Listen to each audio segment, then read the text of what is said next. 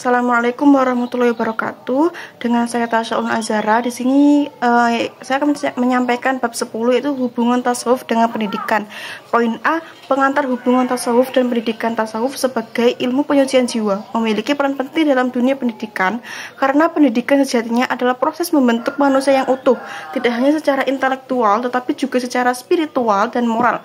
Pendidikan yang hanya fokus pada aspek kognitif dapat melahirkan individu cerdas namun tidak memiliki akhlak. Disinilah tasawuf itu hadir sebagai pondasi spiritual yang menyempurnakan tujuan pendidikan Islam. Menurut Siti Maryam Munjiat, pendidikan Islam, pendidikan modern seringkali kehilangan visi keilahian dan hanya fokus pada aspek rasionalitas semata yang membuat manusia kehilangan keseimbangan batin. Tasawuf hadir untuk mengembalikan kesadaran spiritual sebagai pusat kehidupan dan pendidikan. Poin B itu strategi tasawuf dalam dunia pendidikan.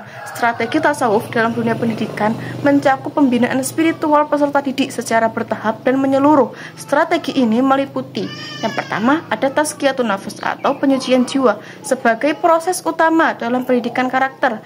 Yang kedua, ada pembiasaan zikir dan introspeksi diri atau muhasabah sebagai metode pelatihan rohani. Yang ketiga, ada menanamkan nilai keikhlasan, kesabaran, dan tawakal dalam setiap proses pembelajaran. Nomor 4, yaitu menjauhkan pendidikan dari orientasi duniawi semata seperti hanya mengejar nilai atau status. Yang nomor 5, yaitu menghidupkan intelektus atau mata hati sebagai pusat kesadaran spiritual untuk melihat hakikat kehidupan secara utuh. Poin C, aplikasi tasawuf pada pelaksanaan pendidikan. Dalam prakteknya, tasawuf memberikan dua model pendekatan dalam dunia pendidikan. Yang pertama yaitu tarbiyah atau pendidikan spiritual terarah, yaitu meliputi pendekatan pendidikan yang menekankan pembinaan jiwa secara bertahap dan terstruktur, yaitu melibatkan bimbingan guru untuk mendampingi peserta didik dalam perjalanan spiritualnya. Kemudian ada proses ini bersifat lembut, berorientasi kasih sayang, dan mendalam. Yang kedua ada riyadhatun nafsi atau latihan jiwa mandiri. Ini meliputi pendekatan pendidikan dengan cara melatih diri melalui amalan-amalan ibadah seperti puasa, zikir, dan pengendalian hawa nafsu. Kemudian ada lebih banyak menuntut kesadaran dan ketekunan pribadi dalam menyucikan diri. Keduanya saling melengkapi. Tarbiyah mengarahkan dan membina, sementara riyadhatun nafsi melatih dan memperkuat kesadaran batin. Kemudian poin D yaitu aplikasi tasawuf dalam interaksi guru, dosen, dan murid atau mahasiswa. Tasawuf mengajarkan bahwa hubungan antara guru dan murid bukan hanya hubungan akademik, tetapi juga hubungan rohani dan akhlak.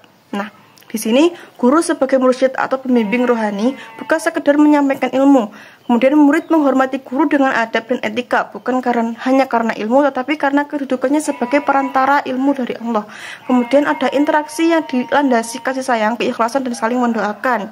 Kemudian ada penguatan karakter murid melalui keteladanan guru. Kemudian juga ada pendidikan tasawuf mendorong guru dan murid untuk saling menasihati dalam kebaikan dan menjaga keikhlasan niat belajar mengajar. Poin E yaitu aplikasi tasawuf dalam media teknologi di era digital. Tasawuf tetap relevan, bahkan bisa diterapkan dalam penggunaan media teknologi, yaitu ada beberapa, yaitu memanfaatkan teknologi untuk menyebarkan nilai-nilai spiritual dan kebaikan, seperti melalui dakwah digital, konten islami, atau kajian daring. Kemudian ada mengedukasi siswa agar bijak bermedia sosial, tidak terjebak dalam kecanduan hoax atau kemaksiatan digital.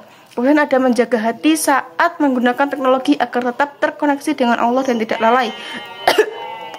Kemudian ada menjadikan teknologi sebagai sarana untuk muhasabah dan meningkatkan kualitas ibadah, misalnya dengan aplikasi pengingat sholat, tilawah, atau zikir.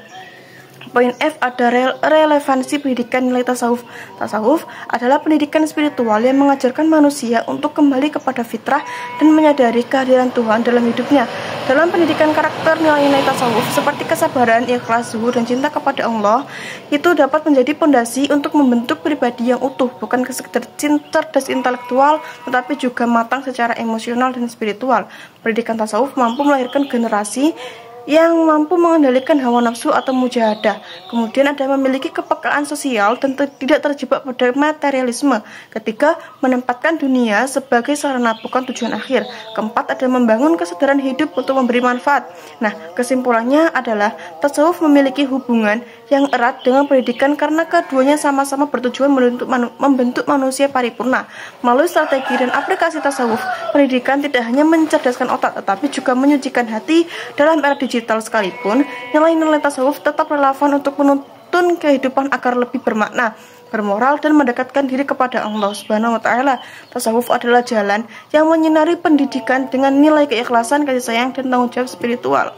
Sekian untuk pembahasan kali ini. Terima kasih. Sekian dari saya. Wassalamualaikum warahmatullahi wabarakatuh.